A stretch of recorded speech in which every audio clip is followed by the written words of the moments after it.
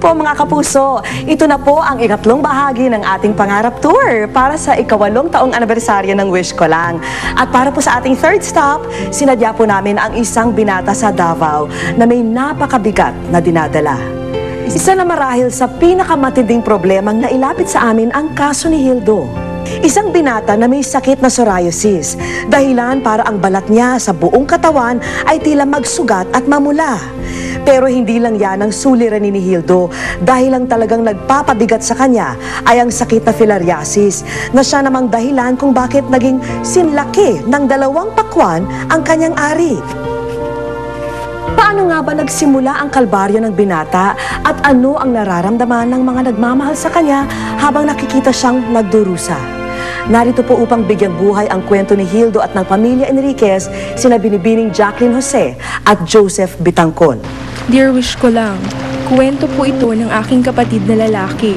Para po sa aking mga magulang, isa po siyang biyaya na dumating sa aming pamilya. Day! Oh, normal ba, Day?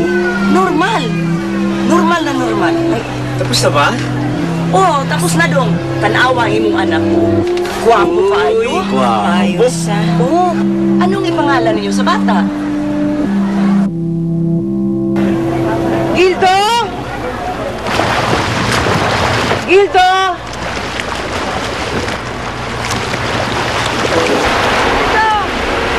Dito! Bakit po, Nay? Ano namang ginagawa mo dyan? Tumidilim na!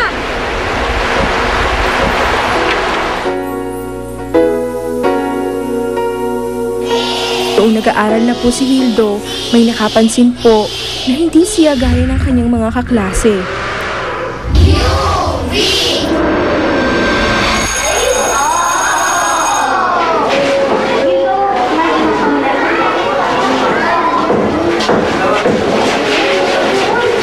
Maayong hapon, ma'am.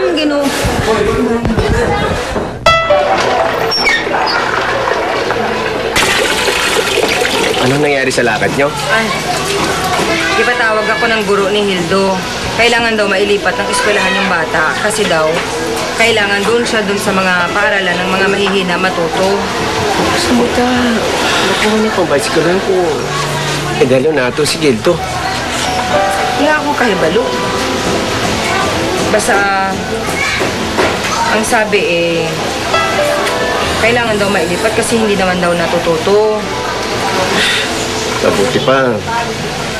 Patigilin muna natin sa pag-aaral. Humantong din po na maganap ang ikinakatakot ng aking ina na mangyari. Ang mama na ni Hildo, ang sakit niya sa balat. Psoriasis po ba? Kasi ako'y nagkaroon din ng psoriasis nung araw. Pero nawala naman. Sa tingin ko, psoriasis nga din.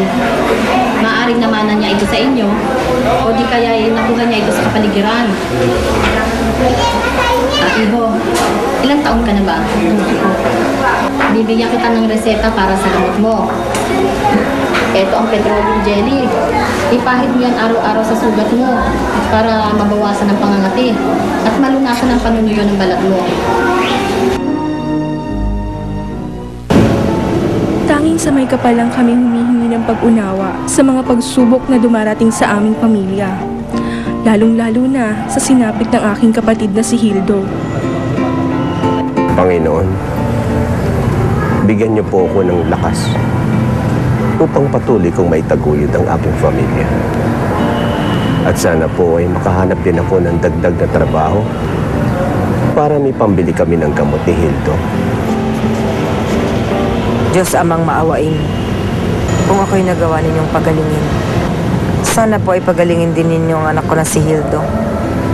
Sana po ay gawin ninyong ligtas sa anumang karamdaman ng 4 ko pang anak. Jesus, sana po gumaling na ako at sana po mawala na ang pangangati ng sugat ko.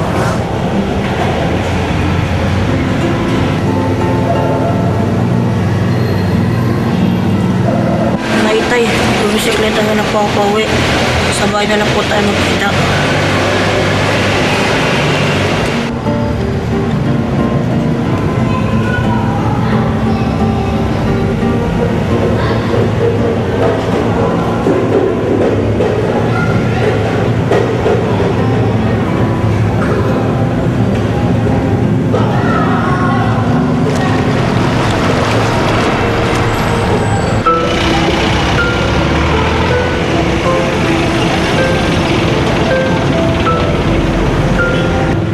sa Davao City namin nakilala ang binatang si Hildo. At sa halos 10 taon, tila naging bilanggo na si Hildo sa sarili nilang tahanan. Isang kakaibang sakit kasi ang dumapo sa binata.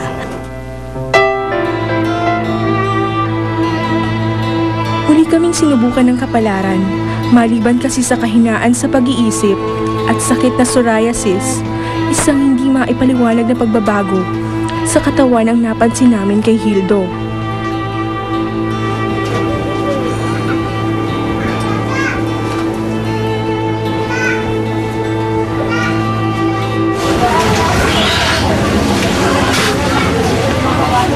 Tay?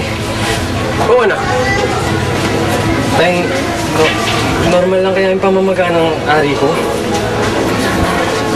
Namamaga. Baka naman sobra pagbibisikleta mo, anak. Baka nabugbog lang yan. O, baka lus-lus lang yan. At saka, hinahata ka na. Isa sa mga pagbabago ng katawan mo yan eh. Hindi, Tay. Iba po yung nararamdaman ko eh. Ano daw ang sabi? Filariasis daw. Hindi po namin alam kung hanggang kailan po matatapos ang paghirap ng aking kapatid. Ang sabi ng iba, pera lang daw po ang kasagutan sa aming problema. Ngunit dito pa po sa lahat ng aming pamilya. Ang tanging kaya naming punan ay ang pagmamahal at pag-aaruga para makaramdam ng kaunting ginhawa si Hildo. Tila isang sumpa ang ipinataw kay Hildo. Ang dati normal na laki ng kanyang ari o scrotum, ngayon singbigat at mas malaki pa raw sa 2 pakwan. Nagsabi ng doktor nga, uwi kayo, wala namang tambal dyan. Hindi pa yun na filariasis gali, hindi pa kanang taga City Health. Inga man sila nga filariasis daw. Wish ko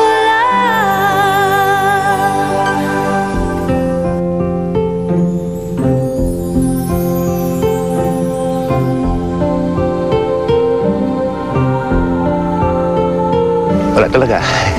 Paghintayin na kung anong mangyari. Tangkapin na lang. Maging ang inaasahang